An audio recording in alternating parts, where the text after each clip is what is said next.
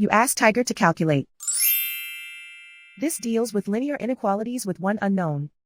The final result is x equal or smaller than 21/4 equal or smaller than 51/4. Let's solve it step by step. Group all constants on the right side of the inequality. Add 5 to both sides.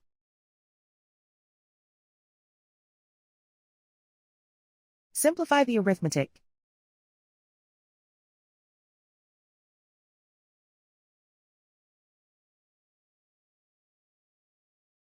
Isolate the x. Divide both sides by 4.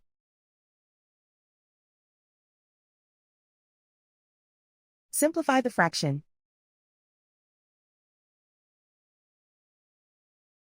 Plot the solution on a coordinate grid. And so the final result is x equal or smaller than 21/4 equal or smaller than 51/4.